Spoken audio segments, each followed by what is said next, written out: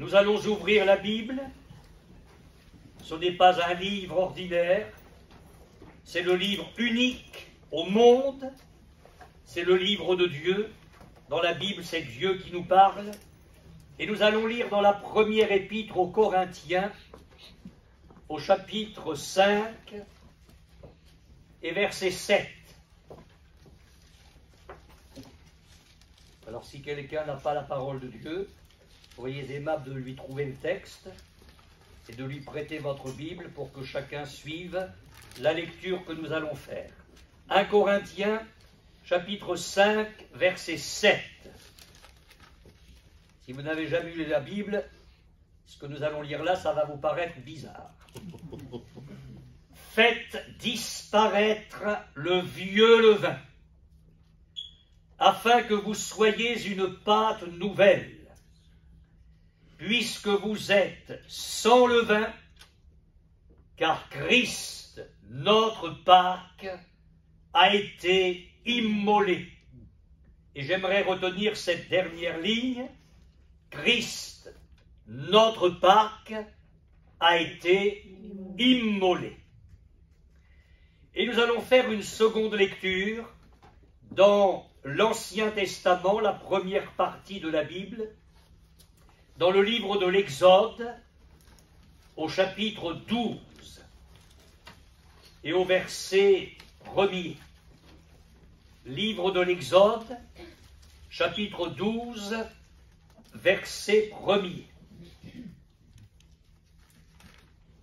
L'Éternel dit à Moïse et à Aaron, dans le pays d'Égypte, ce mois-ci sera pour vous le premier des mois. Il sera pour vous le premier des mois de l'année. Parlez à toute l'assemblée d'Israël et dites, le 10e jour de ce mois, on prendra un agneau pour chaque famille, un agneau pour chaque maison. Si la maison est trop peu nombreuse pour un agneau, on le prendra avec son plus proche voisin, selon le nombre des personnes. Vous compterez pour cet agneau d'après ce que chacun peut manger. Ce sera un agneau sans défaut, mâle, âgé d'1 an.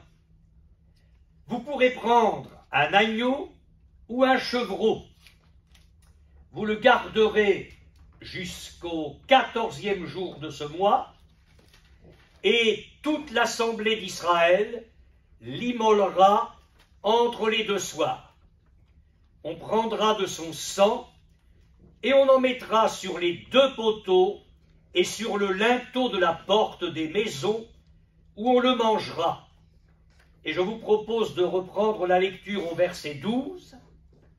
Cette nuit-là, je passerai dans le pays d'Égypte, et je frapperai tous les premiers-nés du pays d'Égypte, depuis les hommes jusqu'aux animaux, et j'exercerai des jugements contre tous les dieux de l'Égypte. Je suis l'Éternel. Le sang vous servira de signe sur les maisons où vous serez. Je verrai le sang, et je passerai par-dessus vous, et il n'y aura point de plaie qui vous détruise quand je frapperai le pays d'Égypte. Vous conserverez le souvenir de ce jour, et vous le célébrerez par une fête en l'honneur de l'Éternel. Vous le célébrerez comme une loi perpétuelle pour vos descendants. Et nous arrêtons ici la lecture de la parole de Dieu. Nous venons de lire ici l'institution de la Pâque juive pour le peuple d'Israël dans le pays d'Égypte. Et notre premier texte dans la première épître aux Corinthiens nous dit « Christ, notre Pâque, a été immolé ». Et ce message-là s'adresse aux chrétiens de tous les siècles et du monde entier. Il est donc évident qu'il y a un parallèle à faire, et je vais m'expliquer, entre la Pâque juive instituée par Dieu dans le pays d'Égypte et la personne de Jésus. Sa personne et son œuvre de salut. Et nous allons en parler. L'apôtre Paul, évoquant tout l'Ancien Testament, la première partie de la Bible, nous fait comprendre qu'au travers de certaines personnes, au travers de certains événements, il y avait l'annonce de la venue de Jésus et de ce qu'il allait faire pour le monde entier.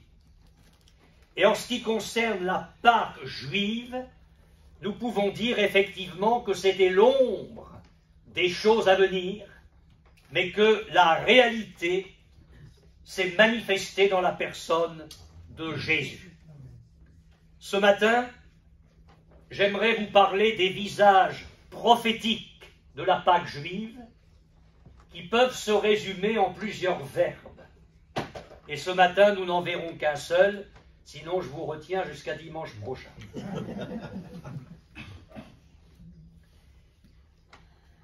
Et ce verbe, ce premier verbe qui me semble résumer l'un des visages prophétiques de la Pâque, c'est le verbe naître. Naître. Je me permets de relire les 2 premiers versets du chapitre 12. L'Éternel dit à Moïse et à Aaron dans le pays d'Égypte, ce mois-ci sera pour vous le premier des mois, il sera pour vous le premier des mois de l'année. Il faut savoir que nous avons ici des traductions, mais que le texte original de la Bible pour l'Ancien Testament a été écrit en hébreu. Et je vous donne la traduction littérale de l'hébreu ici, c'est très intéressant. Dieu dit, ce mois-ci, pour vous, la tête des mois. Pour vous, le premier des mois de l'année. J'aimerais m'arrêter là-dessus dans un premier temps. Pour vous, le premier des mois. C'est-à-dire que Dieu est en train de s'engouffrer dans l'histoire de ce peuple et il va changer complètement son calendrier. Quel était jusque-là le calendrier des Hébreux, du peuple d'Israël? Quoi qu'il en soit, à partir de la Pâque, de l'institution de la Pâque par l'Éternel, c'est un temps nouveau qui s'ouvre. Et chaque célébration de la Pâque, chaque année, sera le renouvellement de ce commencement. Avec la Pâque, c'est un véritable changement de l'ordre du temps qui est en train de s'effectuer pour ce peuple. L'année commune ou civile est interrompue. Dieu parle, Dieu descend au milieu de ce peuple, Dieu décide de s'occuper de ses affaires, et un nouveau commencement va avoir lieu avec Dieu. Une ère nouvelle. L'histoire antérieure d'Israël ne comptera plus. C'est une vie nouvelle, réelle, qui commence. Pour vous, le premier des mois. Et Dieu dit, pour vous, la tête des mois. Si on vous coupait la tête, je pense que le reste du corps serait bien embarrassé. On peut vivre sans un bras. On peut vivre sans 2 bras. On peut vivre sans 2 bras et 2 jambes. Mais on ne peut pas vivre sans tête. Parce que tout le corps est commandé par la tête. Et qu'est-ce que Dieu est en train de dire ici? Qu'est-ce que Dieu est en train de dire? Pour vous, ce sera la tête des mois. C'est-à-dire qu'à partir de ce moment-là, tout va s'organiser pour vous. À partir de ce mois-là, c'est toute votre vie qui va être réorganisée, changée, bouleversée. Vous voulez essayer de mieux comprendre les choses? Imaginez que ce matin, Dieu vienne au milieu de nous et nous dise, pour vous, c'est le 1er janvier. Mais je croyais qu'on était le 14 mai. Pour vous, ce sera un commencement nouveau. C'est le 1er janvier. Mais ça va poser un tas de problèmes. Vous imaginez cette intervention de Dieu dans l'histoire d'Israël? Pour nos amis qui nous rejoignent ce matin, j'ai un message de Dieu. Israël était esclave en Égypte. Tout le peuple était maintenu en esclavage. C'était terrible. Le peuple souffrait sous l'oppression des Égyptiens. Et Dieu envoie Moïse avec un message. Dieu va parler à Pharaon qui dirige l'Égypte. Laisse aller mon peuple. Et quand Dieu parle, mes amis, je vous donne un conseil. Il vaut mieux écouter et obéir. Parce que quand Dieu parle, il nous parle parce qu'il nous aime. Il nous parle parce qu'il nous veut du bien. Jamais l'introduction de Dieu dans une vie n'amène le malheur, mais c'est le bonheur. Mais Pharaon a fermé son cœur. Pharaon s'est endurci. Alors je passe. Il y a eu 1 plaie, 2 plaies, 5 plaies, 9 plaies. Et plus le temps passait, plus Pharaon s'était endurci. Vous savez, quand on n'obéit pas tout de suite à la parole de Dieu, plus on l'entend, parfois plus le cœur devient dur. Alors Dieu dit à Moïse, il y a encore 1 plaie qui va venir, et après cela, Pharaon va capituler, et il va laisser aller mon peuple. Vous allez prendre par famille un agneau. Vous allez aller dans votre troupeau et vous allez le choisir. Un agneau d'1 an, mâle, sans défaut. Vous allez le chercher le 10e jour de ce mois. Et vous allez le mettre en réserve jusqu'au 14e jour. Et le 14e jour, vous allez le prendre et vous allez l'immoler entre les 2 soirs, c'est-à-dire la fin de l'après-midi et la tombée de la nuit. Vous allez prendre de son sang et vous allez en mettre sur les 2 poteaux et le linteau de la porte. Et moi, je vais frapper l'Égypte. Il y aura dans chaque foyer un mort, le premier-né de chaque famille, même chez les animaux. Et depuis les grands de Pharaon jusqu'aux prisonniers dans la prison. Alors je ne sais pas si le papa juif a bien réalisé ce qui se passait, mais il a obéi. Il est allé chercher un agneau, il l'a immolé, il a mis du sang sur les poteaux et le linteau de la porte. Et imaginez la nuit, des cris partout, partout, partout. C'était le jugement de Dieu sur des gens méchants, rebelles, opposés à Dieu. La mort. Mais quand Dieu passait là, avec son jugement, et qu'il voyait le sang sur les 2 poteaux et le linteau de la porte des Israélites, il passait par-dessus. Et alors qu'il y avait la mort chez les uns, il y avait la vie chez les autres. Alors qu'il y avait la terreur chez les uns, il y avait la paix chez les autres. Vous me direz, ça veut dire quoi tout ça? Moi je suis là, 14 mai, 11 bis, boulevard des Nations, si les gens savaient. À Bourguébu. Alors cette histoire-là, dans ma vie aujourd'hui, ça m'amène quoi?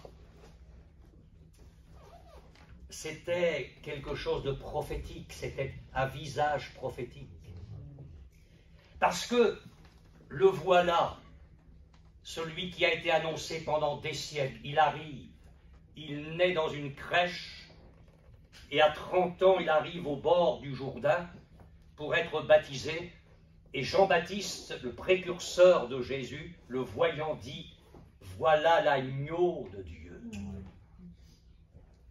Voilà l'agneau de Dieu qui ôte le péché du monde. » Et beaucoup plus tard, l'apôtre Pierre, écrivant sa première lettre, rappelle aux chrétiens « Vous n'avez pas été sauvés par de l'or, de l'argent, des choses précieuses, mais vous l'avez été par le sang précieux de Jésus, comme d'un agneau, sans défaut et sans tache, prédestiné avant la fondation du monde. » Lors de la Pâque, le sang de l'agneau mis sur les poteaux et le linteau des portes mettait les Israélites à l'abri du jugement. Le sang, écoutez bien, faisait l'expiation pour le peuple. Je le dis avec force ce matin, pour vous, mes frères et sœurs, et pour vous, les amis qui nous rejoignez ici. Le sang arrêtait Dieu, pour ainsi dire, alors que rien ne l'empêchait d'exercer ses jugements sur l'Égypte. Le sang l'arrêtait. Le sang faisait une barrière entre Dieu et l'Israélite qui avait placé sa foi dans le sang de l'agneau.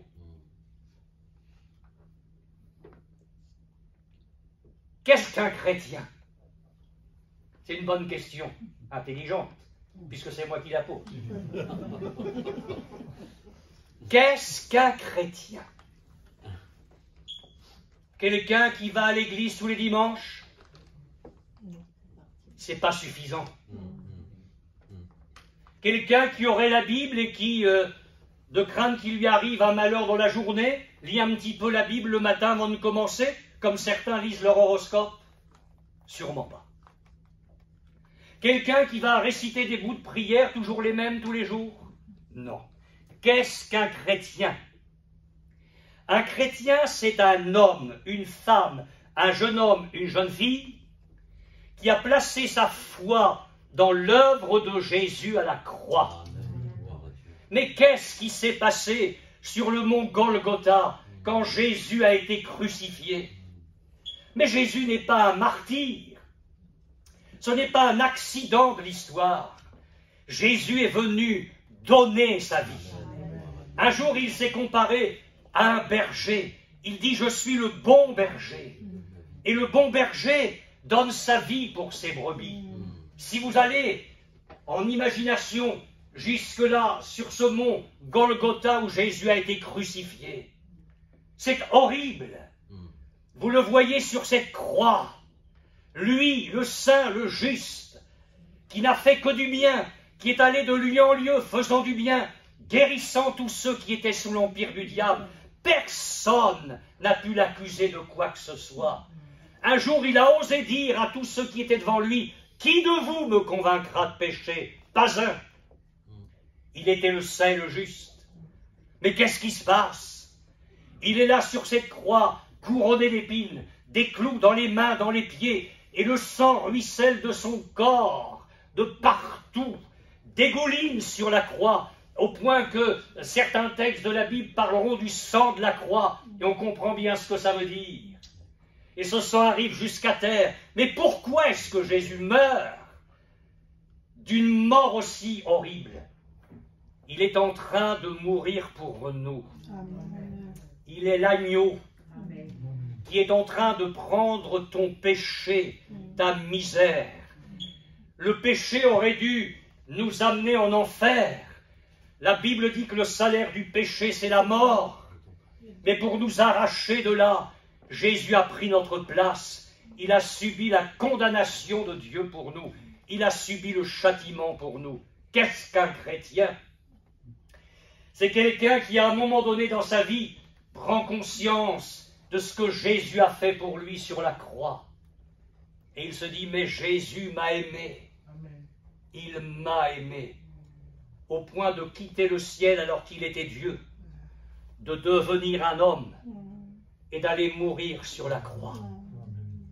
Alors je prends conscience de l'homme que je suis, de la femme que je suis, et je viens dire à Jésus, pardon. Pardon pour ma misère, pardon pour mes péchés. Sauve-moi, fais de moi un autre homme, fais de moi une autre femme, change ma vie. Un chrétien, c'est un jeune homme, une jeune fille, qui croit dans l'efficacité du sang de Jésus pour expier ses péchés. Je vais vous dire quelque chose, j'espère que c'est assez simple pour que vous le compreniez. Un chrétien, en quelque sorte, c'est quelqu'un sur la conscience duquel Dieu peut voir le sang de Jésus, son Fils. Vous allez dire, oh là là. Laissez-moi vous dire quelque chose de simple. Quand un homme a tué un homme, nous disons, il a du sang sur les mains. Regardez ses mains, il n'a pas de sang. Mais on comprend bien ce que ça veut dire. Un chrétien, c'est quelqu'un qui a le sang de Jésus sur son cœur, sur sa conscience. C'est-à-dire qu'il est venu vers Jésus et qu'il s'est adressé à Dieu en disant « Mais je crois que tu as fait cela pour moi. Tu as donné ton Fils. » L'Évangile dit « Dieu a tant aimé le monde qu'il a donné son Fils unique, afin que quiconque croit en lui ne périsse pas, mais qu'il ait la vie éternelle. » Et la Bible dit que le sang de Jésus nous purifie de tout péché. Alors un chrétien, oui, c'est quelqu'un qui a le sang de Jésus sur sa conscience. Il est pardonné, il est purifié de tous ses péchés. Voici ce que déclare la Bible.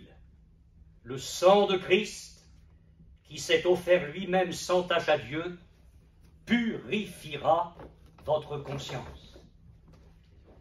La Bible dit qu'en Jésus, nous avons la rédemption, la rémission de nos péchés par son sang. Alors oui, je reviens en Égypte avec le peuple d'Israël. Ils étaient là dans leur maison, le sang était sur le linteau et les poteaux de la porte, et ils avaient la vie. Ils allaient échapper à l'esclavage. Ils allaient être un peuple libre. J'entends des jeunes et j'entends des moins jeunes dire devenir chrétien. Ah mais sûrement pas. J'ai pas envie de gâcher ma vie. Je veux être libre, moi. Ah oui, libre. Eh bien, on va en parler. Libre. Un jour, une chrétienne disait, je me suis promené dans la rue, j'ai vu une cigarette avec un homme au bout. Oui, libre. Esclave de l'alcool, du cannabis, de l'héroïne, esclave de la pornographie, esclave d'un tempérament violent, esclave de la rancune, et je pourrais allonger la liste jusqu'à ce soir. Dieu a toujours raison. Et Jésus a toujours dit la vérité. En dehors de Dieu, le garçon, la fille, l'homme, la femme est un esclave. Et nous le savons très très bien. Qu'est-ce qui peut changer ça? Jésus. Je viens à Jésus.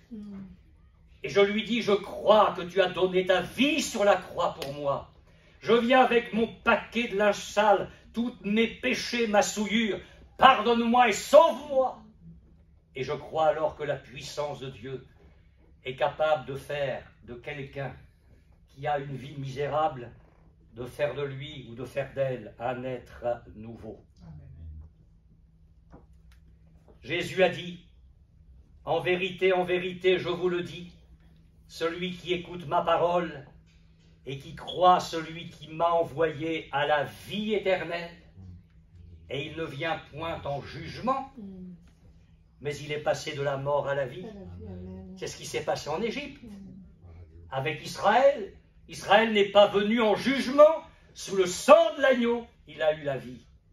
L'Évangile dit, celui qui croit en lui, Jésus, n'est pas jugé, mais celui qui ne croit pas est déjà jugé parce qu'il n'a pas cru au nom du Fils unique de Dieu.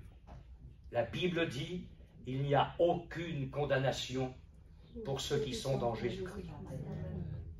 Des centaines de millions de témoignages peuvent confirmer la vérité de l'Évangile. Ils sont venus drogués, alcooliques, avec une vie misérable, et Jésus les a transformés. Amen. Je voudrais vous donner ce témoignage. Une femme d'un certain âge a connu l'Évangile dans le centre de la France, et puis elle s'est convertie au Seigneur. Sa vie a été bouleversée. Et elle a dit, il faut que j'en parle absolument à mon fils, à son foyer, qui habitait Nancy. Et à ce moment-là, j'étais pasteur à Nancy. Donc elle a parlé du Seigneur à son fils. Et un dimanche, voilà cet homme qui arrive dans la réunion, qui écoute la parole de Dieu. Et à la fin de la réunion, il me dit, est-ce que vous accepteriez de me rendre visite chez moi? Il n'y a pas de problème. On fixe ce rendez-vous et dans la semaine, je viens visiter cet homme. C'est une dame qui m'a ouvert et je lui dis, mais monsieur un tel habite ici. Il n'habite plus ici, mais il va venir. Je me suis dit, tiens, il m'a donné cette adresse-là, et puis j'arrive, il n'habite plus ici, mais... Donc, on a parlé tranquillement avec la dame, et puis le monsieur a fini par arriver. Un peu comme une épave. En pleine dépression nerveuse. Sans travail. Puis un jour, il est passé sur une place à Nancy, puis il a vu une plaque dorée avec des belles lettres. Salon de relaxation. Il s'est dit, ça va peut-être me faire du bien. Il est devenu l'amant de la femme qui tenait le salon de la relaxation.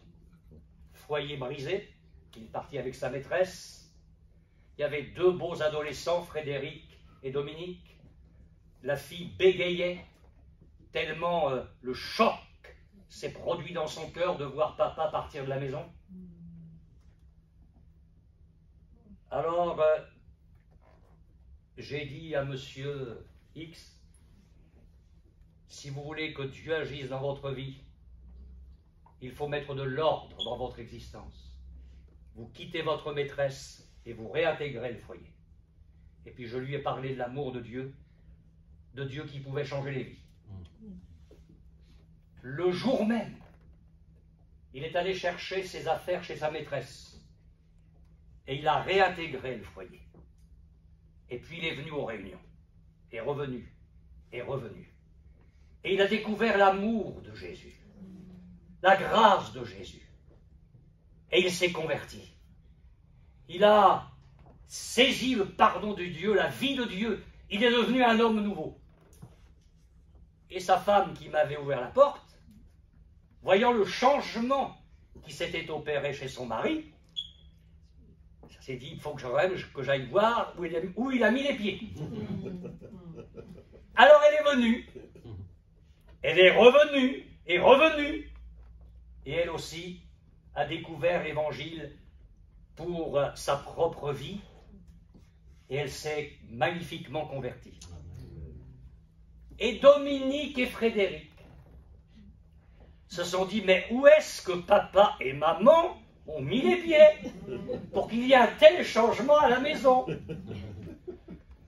Alors Dominique et Frédéric sont venus, ils ont écouté l'Évangile, ils se sont convertis, et on a eu la joie de baptiser toute la famille.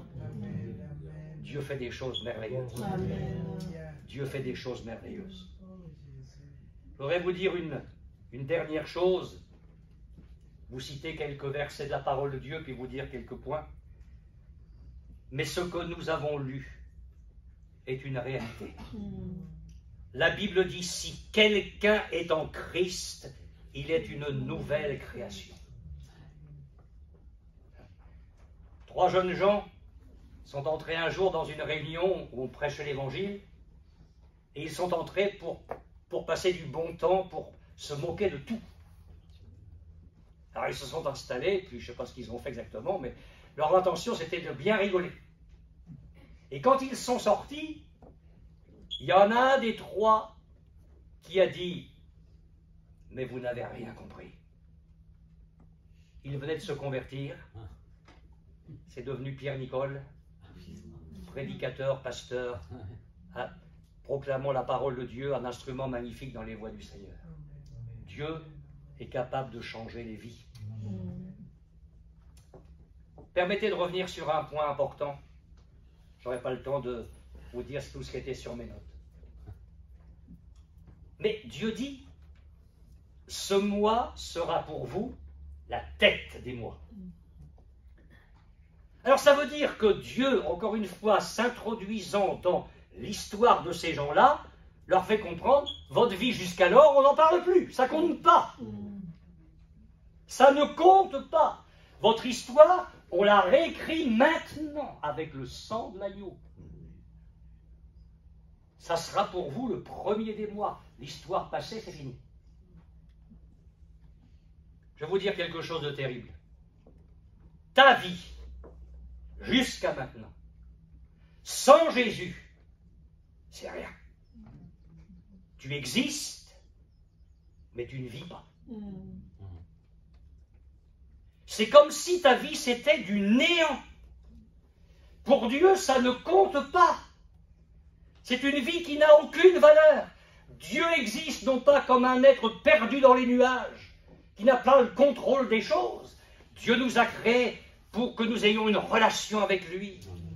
Et c'est ça la vie, c'est ça le bonheur. Et tant qu'on ne fait pas ce pas vers lui, notre vie ne compte pas. Alors, mes frères et sœurs, il y en a qui sont convertis depuis 1 an, 2 ans, 50 ans, je ne sais pas. Mais votre vie, la vraie, elle a commencé le jour où vous avez reçu Jésus. C'est tellement vrai. Bon, je ferme ma Bible, comme ça je suis sûr d'avoir fini un jour. Mais je ne m'arrêterai pas là. C'est extraordinaire. Jésus qui parle à un théologien de nuit, lui dit, si un homme ne naît de nouveau, il ne peut voir le royaume de Dieu. Un peu plus compliqué, un petit peu plus loin, si un homme ne naît d'eau et d'esprit, il ne peut entrer dans le royaume de Dieu. Et encore un peu plus loin, il faut que vous naissiez de nouveau. J'ai une question à vous poser. Est-ce que vous vous souvenez du jour où vous êtes né? Il paraît que je suis né le 28 avril 1948. Moi, je ne m'en souviens pas, hein. Mais on me l'a dit. Alors j'espère que c'est vrai. Peut-être que je suis né plus tard, j'ai peut-être pas 75 ans. Ce que je sais, c'est que avant ma naissance, je n'existais pas. Et vous non plus. Or, si la vie, telle que Dieu en parle, par la bouche de Jésus, c'est effectivement de permettre à Dieu de nous changer et d'amener le Christ, son Fils, en nous, au point qu'il a dit que c'était naître de nouveau, ça veut dire que ma vie avant ça, c'est rien du tout. Si je vais vers un autre texte de la parole de Dieu, il est dit que Dieu nous a engendrés par la parole de vérité. Ça veut dire que le jour où je reçois cette parole et que je décide de faire ce que Dieu me demande, de me repentir, de me convertir, eh bien, à partir de ce moment-là, Dieu m'engendre à la vie nouvelle. Avant d'avoir été engendré, je n'existais pas. Donc on comprend bien ce que Dieu dit, ma vie, la vraie, elle commence avec Jésus. Alors j'avais prévu vous faire lire un beaucoup de textes qui illustrent ça.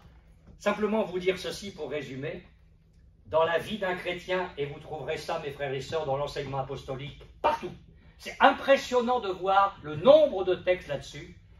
Il y a un autrefois et un maintenant dans la vie du chrétien. Un autrefois et un maintenant. Le texte le plus court, dans l'Épître aux Éphésiens, chapitre 5, verset 8, Paul dit « Autrefois, vous étiez ténèbres, maintenant vous êtes lumière dans le Seigneur. » Je vais terminer en vous posant une question. Pouvez-vous dire qu'il y a un autrefois dans votre vie? Ou est-ce que l'autrefois, c'est toujours le maintenant? Quand on s'est converti au Seigneur, on peut dire, oui, autrefois, j'étais comme ça, mais maintenant, c'est fini. Maintenant, il y a une vie nouvelle. Je vais vous poser une autre question. Est-ce qu'il y a le sang de Jésus sur votre conscience? Le sang de Jésus qui nous purifie de tout péché. L'un des visages prophétiques de la Pâque se résume par ce premier verbe « naître ». Alors revenez dimanche prochain parce que ça va être plus costaud là. Parce que le deuxième verbe, c'est manger. Il n'était pas question simplement de mettre le sang sur le linteau et les poteaux. Il fallait manger l'agneau. Et je vous dis aujourd'hui, mes frères et sœurs, et je le dis avec un cœur brisé, nos églises sont extrêmement pauvres. Nous avons un christianisme réduit à une peau de chagrin. Beaucoup de chrétiens se réjouissent d'être sous le sang, et béni soit Dieu pour cela. Mais permettez-moi de vous dire que le sang donne l'expiation, mais c'est le fait de manger l'agneau qui nous fait partir d'Égypte. C'est le fait de manger l'agneau. Et trop de chrétiens se contentent de leur salut, ils ont été pardonnés, mais ils ne connaissent pas Jésus. Ils ne connaissent de Jésus que le fait d'avoir été pardonnés de leurs péchés. Il n'y a aucune croissance, aucune force, aucune vie. Alors venez dimanche, nous allons essayer ensemble de manger l'agneau. Dans la maison où il y avait le sang sur le linteau et les poteaux, il y a eu l'agneau rôti. Rôti. Et l'agneau rôti, mort et rôti, a dû descendre dans les entrailles de chaque Israélite. Le pépé de 90 ans et le gosse de 5 ans. Chacun mangeait selon ses possibilités. Mais dans chaque foyer, tous se nourrissaient de l'agneau. Alors que Dieu nous donne sa grâce pour que nous grandissions dans un véritable christianisme à la gloire de Dieu. Amen.